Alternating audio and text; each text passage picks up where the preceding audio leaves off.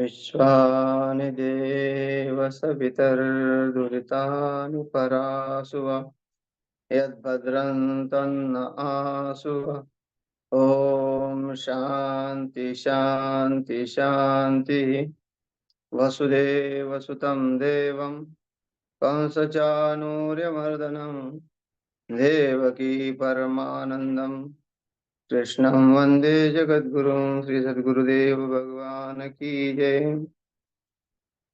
प्रस्तुत श्रीमद् भगवद गीता का 7वां अध्याय और श्लोक क्रमांक चल रहा है 27वां। भगवान अर्जुन को कहते हैं कि मैं तीनों काल को जानने वाला हूं, मैं सब अवस्था को प्राप्त करने वाला हूँ। मुझ में कोई द्वेष नहीं है, मुझ में कोई राग नहीं है, मैं किसी के प्रति भी तिरस्कार नहीं हूं, मेरे अंदर कोई द्वंद्व नहीं है।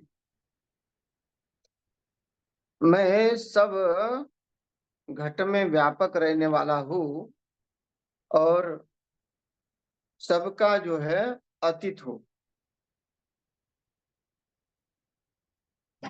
तो आप, अर्जुन कहते हैं कि आप तो सब जानने वाले हैं। आप ये जब सब जानते हैं क्योंकि आप अ, निर्द्वंद है, आप में भेद नहीं है। लेकिन फिर जीव में भेद कहाँ से आया? क्योंकि ईश्वर अंश जीव अविनाशी। जो आप जीव, आप भी तो जीव थे। आप हमारे सामने भी जीव है ना। भगवान श्री कृष्ण तो जीव रूप में ही है। तो आप में ये सब क्रिया होती है, हमारे में क्यों नहीं? हम क्यों ऐसे हैं? आपके जैसे क्यों नहीं है? तो भगवान कहते कि अरे, तुमने मेरे से नाता छोड़ दिया है। मैं तुमसे तो जुड़ा हुआ हूं, लेकिन तुम मुझसे जुड़े नहीं हो। तो हम प्रभु किससे जुड़े हैं?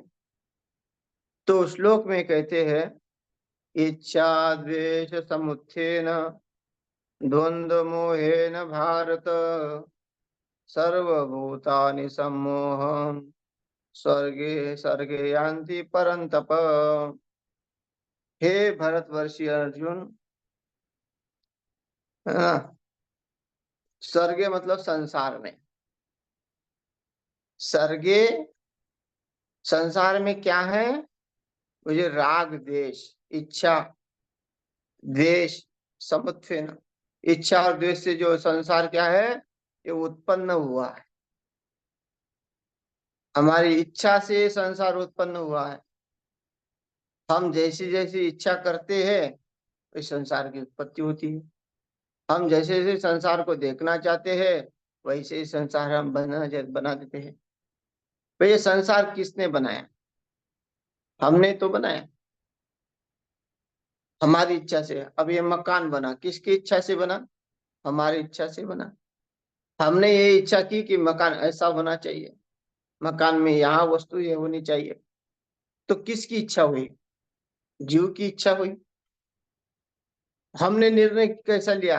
हमारे अंदर जो है इच्छा द्वेष, द्वेष निर्माण हुआ है। तो उसका निर्णय किसने लिया? हमने लिया। वो गलत है इसका निर्णय हमने लिया, हमने ले लिया। भले ही वो व्यक्ति सही हो, कोई भी व्यक्ति सबके लिए अच्छा या बुरा नहीं हो सकता। सबकी सबकी अलग अलग मति है। जो व्यक्ति किसी के लिए अनुकूल हो जाता है वही व्यक्ति किसी के लिए प्रतिकूल भी हो जाता। तो ये हमारी बुद्धि है कि हमने उसमें द्वेष रखा। हमने तो निर्माण किया उस द्वेष को, उसके प्रति।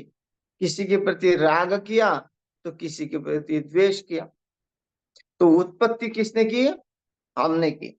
हम सोचते भगवान ने जो है, भगवान तो है ही, लेकिन किस कारण क्या? ये किस कारण हुआ? बोले द्वंद, तुमने जो है भेद दिखा। भेद क्यों? कि तुम मोह में पड़े हुए। द्वंद्व मोहे न भारत, तुमने द्वंद्व दिखा। जैसे अर्जुन को द्वंद्व दिख रहा है वहां युद्ध के क्षण में, उसको जो मोह होता है कि धर्म नष्ट कलम कृष्ण, वह जो है इनका सब जो है सब नष्ट हो जाएगा, तो ये पाप के भागीदार बनेंगे, वर्ण संकर पैदा हो गए। ये वहां मोह हो गया, द्वंद्व हो गया। उसको अलग अलग दिख रहे सब जीव।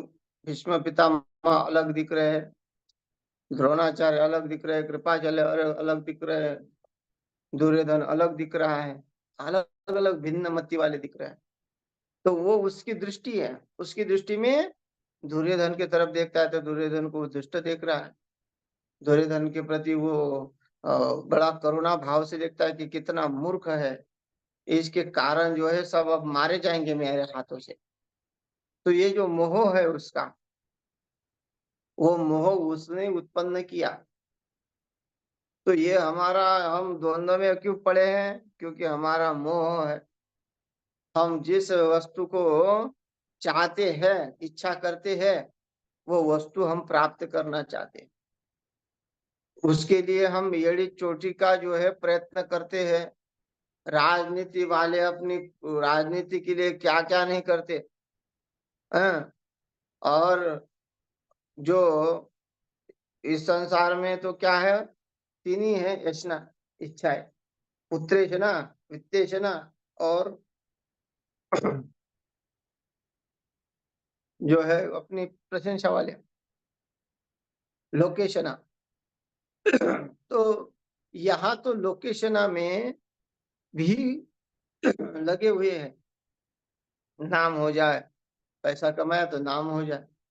नाम के लिए भी क्या क्या करते हैं कि एक दूसरे साधु को बदनाम करने में लगे हुए हैं, और दुनिया का पाखंड फैलाने में जो है माहिर हो गए हैं। साधु बन के भी पाखंड फैलाना चाहते हैं। तो ये क्या है? उसी में पड़े हुए हैं, मोह में। जो पाखंड के पीछे है, जो पाप का ही खंड होता है, कहते हैं ना भागवत में आता है, जो पाप का ही एक खंड, मतलब वो पाखंड। और जो पुरुष कोई भी हो, चाहे इसमें जो साधु बना हुआ है वेशभूषा से या फिर अपने कुछ कारणवश साधु बना है, और दुनिया में जो है पाखंड फैला रहे और आशीर्वाद भी देने लगा, जिसकी मनुष्य बनने की योग्यता नहीं है, जो ढंग से मनुष्य नहीं बन पाया, वो साधु बन गया और साधु बन के लोगों का आशीर्वाद दे रहा। वह पहले जीवन में मनुष्य बनता और फिर जो है साधु बनता, लेकिन पहले साधु बन गया, मनुष्य बाद। तो ऐसे एक जगह तो कहते हैं एक संत कि हमको जीवन में अगर जीवन दोगे तो हमको कुत्ते का दो, बिल्ली का दो, मनुष्य का दोगे तो किसी भी निकृष्ट घर में दो, लेकिन कभी भी हमको पाखंडी साधु नहीं बना। जो पाखंडी साधु बन गया तो वो जन्म जन्मांतर नरक में चला जाता है। क्योंकि कि बाकी तो अज्ञा ये है, लेकिन ये उस वो पाखंड करके पूरा नास्तिक बन जाता है। वो ईश्वर की सत्ता को न मानता हुआ अपने सत्ता पे आरूढ़ होकर वो अनेक अनेक कार्य को दर्शाता है। ईश्वर की सत्ता को न मानते को लोगों के सामने अलग अलग प्रदर्शन करता है। तो वो क्या हो गया? तो सबसे बड़ा पापी हो गया। जो पाखंडी है वो सबसे बड़ा पापी। दुनिया में उसके जैसा पापी कोई और है नहीं। जैसे का वैसा जीवन जियो, जैसा है वैसा रखो। और यहाँ क्या है? मोह, द्वंद्व मोहे न भारत। ऐसा नहीं है। हमारा द्वेष किसी में बढ़ गया है क्योंकि हमें द्वेष दिखता है। अच्छे के अंदर हमको द्वेष दिख रहा है क्योंकि वो हमारे अनुकूल नहीं है। हमें वो अनुकूल नहीं लगता क्योंकि हमें वो खटक रहा है, हमारे कार्य में वो बाधा दे रहा है। भले ही वो सत्य मार्ग पे चल रहा है ना, लोग सत्य मार्ग पे चलने वालों को बाधा समझते हैं, उसको रास्ते से हटाना चाहते हैं। तो यह क्या हो, द्वेष हो गया, इच्छा द्वेष, क्योंकि इच्छा उसकी पूर्ति नहीं होगी ना, उसको जो समाज से माल लूटना है वो नहीं लूट पाएगा, तो उसमें उसमें अन्य अन्य आरोप हो जाएंगे द्वेष के कारण। तो ये संसार का महा मोह माया है जो सम्मोहित कर रहा है इस जीव को। सर्वभूतानि सम्मोहम, ये चराचर में भरा हुआ है मोह, और ये सम्मोहित कर रहा है, क्यों? इच्छा के कारण। भाई तुम्हारी इच्छा की तृप्ति नहीं हो रही है, इसके कारण तुम मोहित हो रहे हो, हर वस्तु के ऊपर तुम मोहित हो रहे हो, वो बढ़ा रहे हो, संसार को बढ़ा रहे हो, और संसार जैसे जैसे बढ़ रहा है वैसे वैसे राग द्वेष भी बढ़ रहा है, उस संसार में मोह भी बढ़ रहा है। तो ये जो है सर्वभूतानि सम्मोह स्वर्ग यान्ति परंतप, स्वर्ग इस संसार में हे परंतप, यहाँ अर्जुन को परंतप भी कहा गया है। और भारत, ये भरतवंशी भी कहा गया परंतपी है, अर्जुन परंतपी है, वो पाखंड नहीं करता, वो मूल उसका स्वरूप जो है राग द्वेष वाला नहीं है, वो जिज्ञासु है।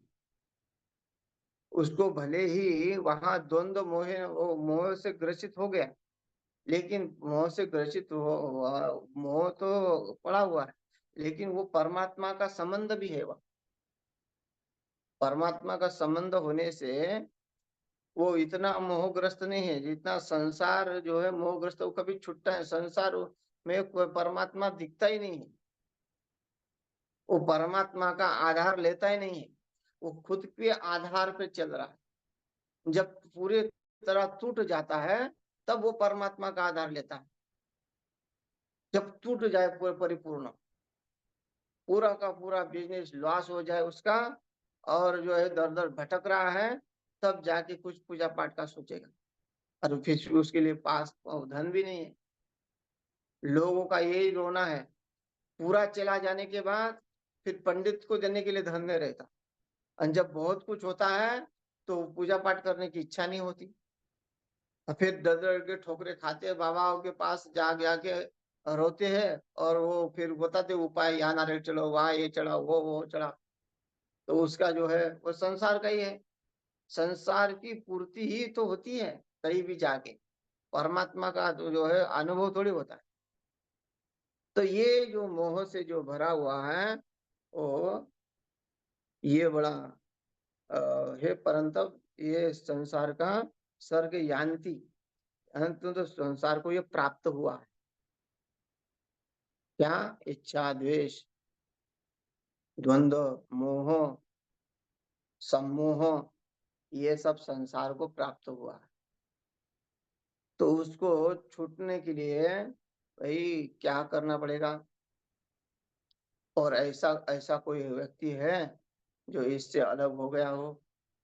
क्योंकि ये तो संसार में भरा हुआ है, मैं वो वहां भी आया था, अनादि अज्ञान नहीं है, ये अनादि से चल रहा है, राग द्वेष, ऐसा कोई कोई युग नहीं होगा कि उसमें राग द्वेष नहीं रहा, इच्छा नहीं रही, है ना?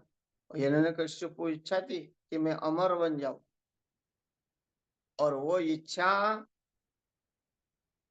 उसकी, उसको लगा कि मेरी इच्छा पूर्ण हो गई, और वो निर्भय होकर घूमता था और तीन लोकों में हाहाकार मचा दिया। और जब उसको लगा कि अरे, कि मेरे को तो लोग मेरे भगवान मान रहे, लेकिन मेरा बेटा ही मुझे भगवान नहीं मान रहा, जो मैं करता हूँ, देखो उसका अहंकार, है ना? या क्या क्या, जो अहंकार है, उसका जो मोह है, वो कैसा है? सब कुछ है सत्ता, देवता भी उसके अधीन हो गए, उसकी इच्छा अनुसार हो गए, उसको प्राप्त हुआ। और जब उसने कहा कि मुझे कोई मार ही नहीं सकता, और मैं इसे मर ही नहीं सकता हूँ, उस समय क्या था कि आयु बहुत लंबी थी, तो उसमें आयु का ये नहीं था कि मैं 100 वर्ष में ही मरूंगा।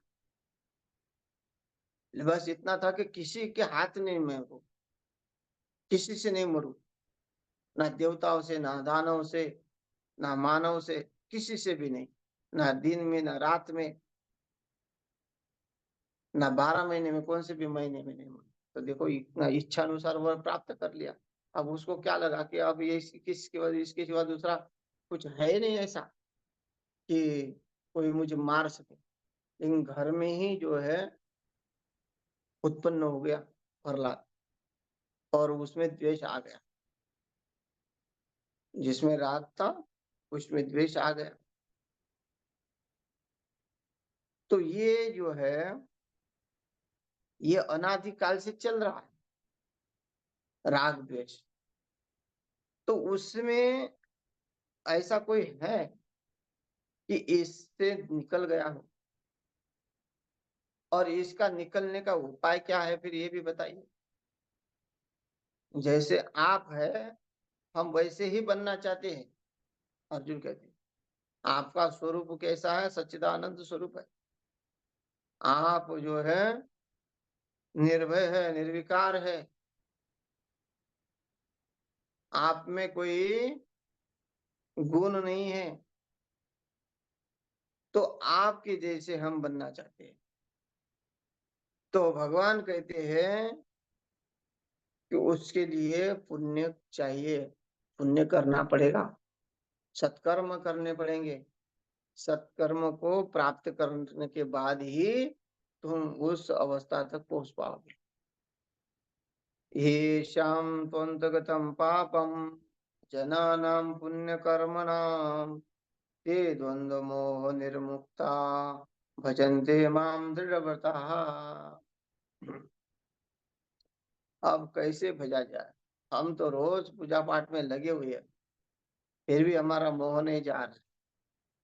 और भगवान क्या कहते हैं, भजन्ते माम दृढ़व्रताः। अब दृढ़ व्रत कैसा होना चाहिए? दृढ़ व्रत क्या होता है?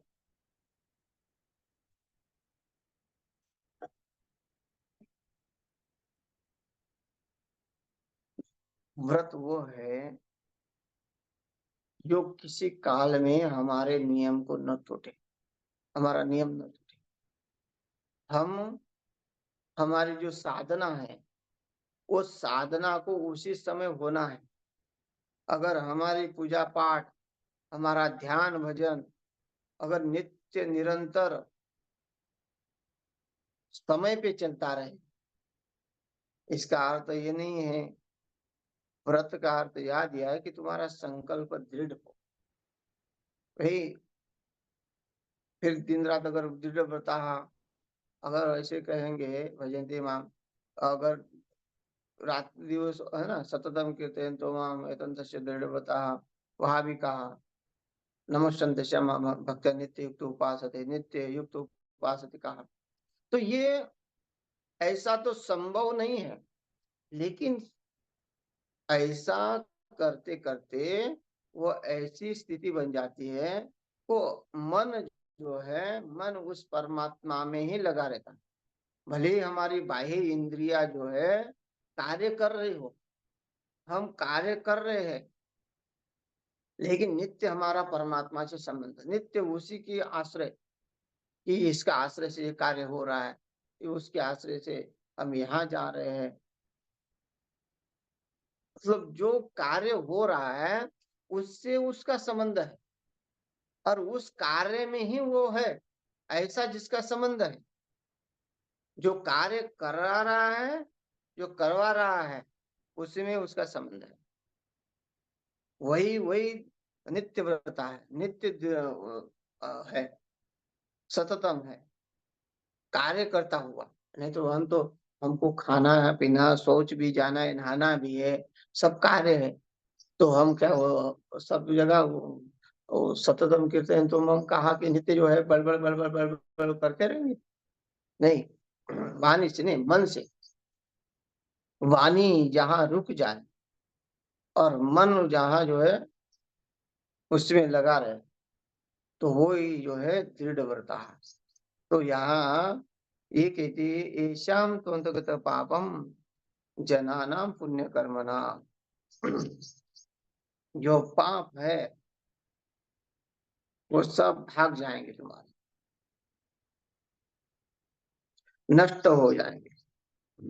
अंतगतम, तो अंतगत का मतलब है अंतगतम, नष्ट हो गया। जो पुरुषों का पाप है, निष्काम भाव से जो कर्म करना चाहते हैं श्रेष्ठ पुरुष, जो पुण्य कर्मानाम का अर्थ है श्रेष्ठ पुरुष, जो श्रेष्ठ पुरुष अपने कर्मों का आचरण करके, और ऐसा मतलब जिन पुरुषों का पाप, जनानाम पापम, जिन पुरुषों का पाप अंतगतम नष्ट हो गया है, वे द्वंद्व मोह विनिर्मुक्ता, वो राग द्वेष से रहित हो गए, द्वंद्व से रहित हो गए, मोह से मुक्त हो गए।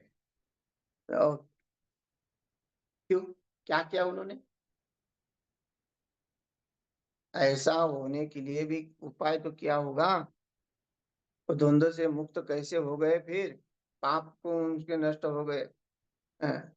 पाप नष्ट होने से, लेकिन द्वंद्व में तो रहते भी है, तो वो कैसे हो गया? बोलते कि दृढ़ व्रता माम भजन्ते, जो मुझे दृढ़ व्रत से मुझको भजते हैं सब प्रकार से। क्या मुझको का अर्थ क्या? माम का अर्थ है कि सब प्रकार से मुझको भजते हैं, वो जो है महापुरुष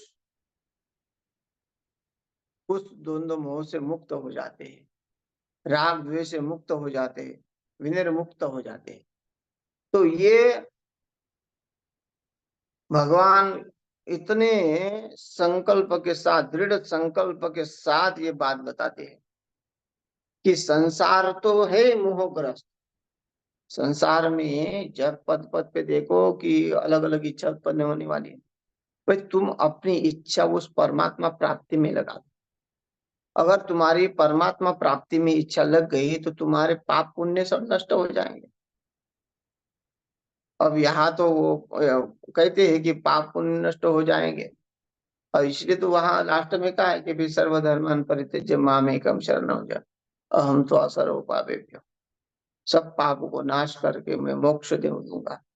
तो यहाँ तो अपने आप ही है कि जिसका, जिसके निष्काम भाव को जो प्राप्त हो गया, निष्काम भाव का अर्थ कि फल की इच्छा रहित होना, जो कार्य हो रहा है उस कार्य को सद अवस्था को बनाना, सद अवस्था में लाना, और बिना टेंशन का कार्य करना। जो आया है अपना कार्य अपने अधीन आया है, उस कार्य को प्रेम पूर्वक करना।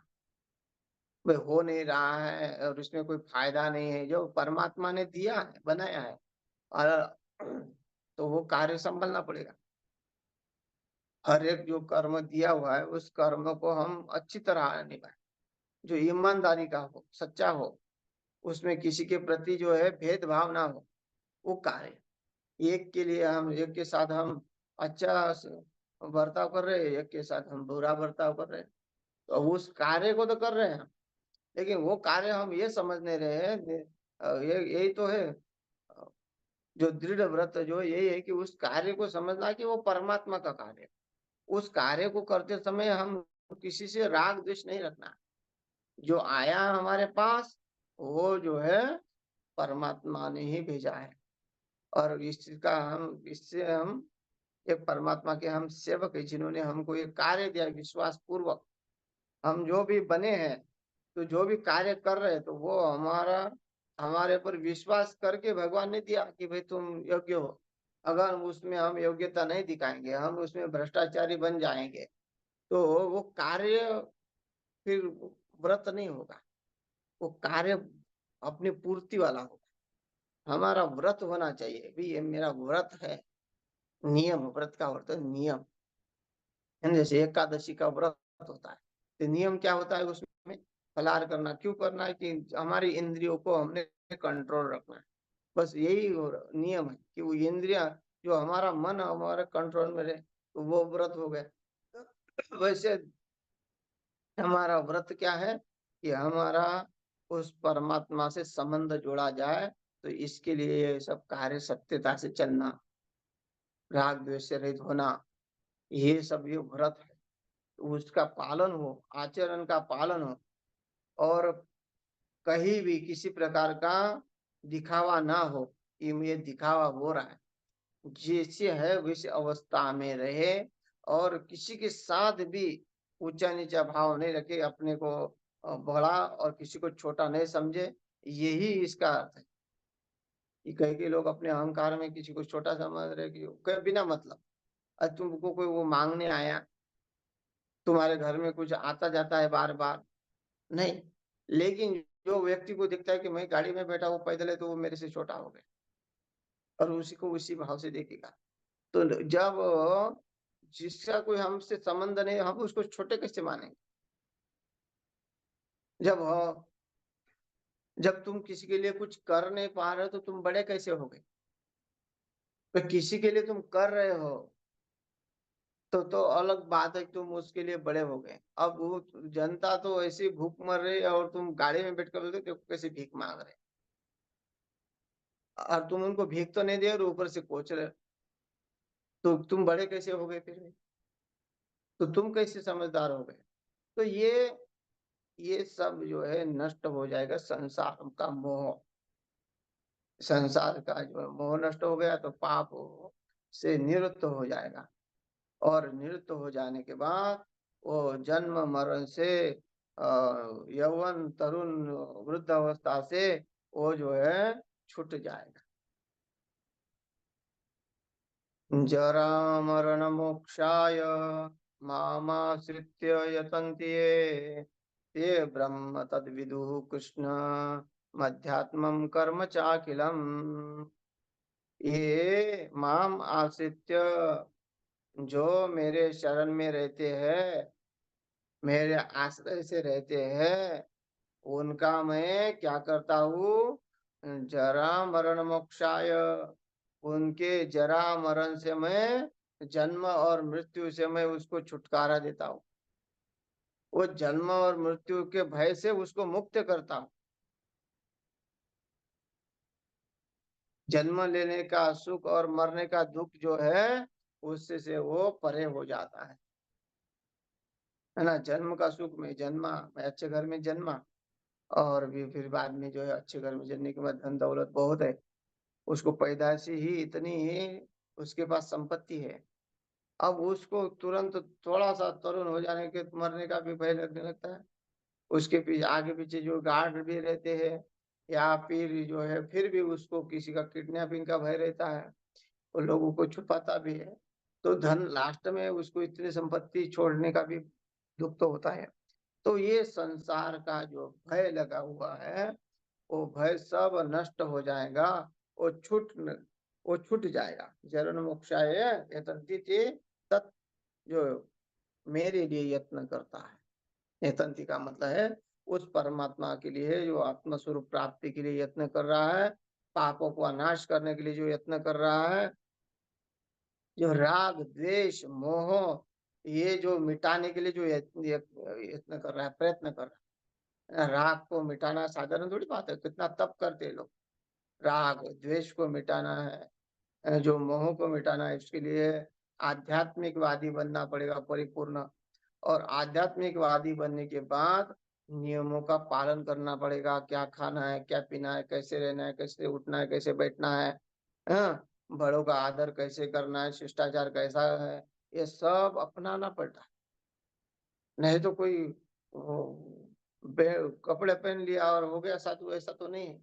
उसका आचरण ही उसके जो है स्वभाव को बदल देता है।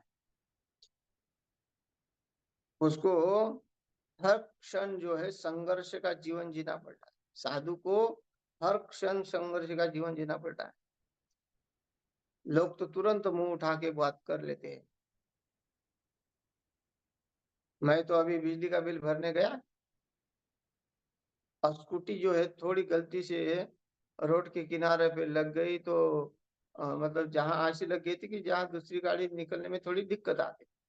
ले अब मैं गड़बड़ सड़क में, मैंने सोचा 2 मिनट में आ जाता हूँ, और ऐसे ही और एक साथ गाड़ी लगी थी। तो मैं लगा के गया तो थोड़ा एक आवाज, एक सज्जन ने, व्यक्ति ने आवाज दिया, बोले महाराज गाड़ी हटाओ। मैंने बोले यहाँ से गाड़ी नहीं निकलेगी। और मैंने तुरंत वहां मैं गाड़ी निकालने चला गया तो वो क्या बोलता है, अरे आप तो पढ़े लिखे हो, विद्वान हो, आपको तो समझना चाहिए। तो ये देखो, लोग थोड़ा भी सहन नहीं करते, साधु का थोड़ा भी सहन नहीं करते, दूसरे का तो कुछ नहीं बोलेंगे, लेकिन जो इस रास्ते पे है ना, उसको तो थोड़ा भी सहन नहीं करेंगे। अगर हमसे थोड़ा भी गलती होती तो समाज तुरंत जो है हमारे ऊपर उंगली दिखाता है। तो कितना लोगों को, लोगों से जो है सोच समझ के चलना पड़ता है कि कहीं गलती ना हो जाए। गलती हो जाए तो तुरंत लोग उंगलियां उठाने में शुरू करते हैं, और कई कई तो बिना मतलब की उंगलियां उठाते हैं। हाँ, वो कारण राग द्वेष के कारण, तो वो बात अलग है। तो लेकिन हमसे जो गलती न हो इसके लिए हमारी बात नहीं है, लेकिन कई संत ऐसे हैं कि जो इतने प्रामाणिकता से और अपने नियम पूर्वक जीवन को जीते हैं कि वो उसका, उसके जीवन का संघर्ष वही जानते हैं। इसलिए वो प्रयत्न करते हैं, प्रयत्न ही वो है उसके, कि प्रयत्न करते हुए वो पुरुष वो ब्रह्म को प्राप्त हो जाते हैं। ब्रह्म, ब्रह्म को संपूर्ण कृष्णम, संपूर्ण अध्यात्मक च अखिलम कर्म विदुहु, वो अध्यात्म को, संपूर्ण कर्म को जानते हुए, ब्रह्म को जानते हुए उस राग द्वेष मोह को नष्ट कर देते हैं। यहाँ समय हो गया है, शेष एक श्लोक बचा है इस अध्याय का, तो शेष कल देखते हैं। हरि ओम।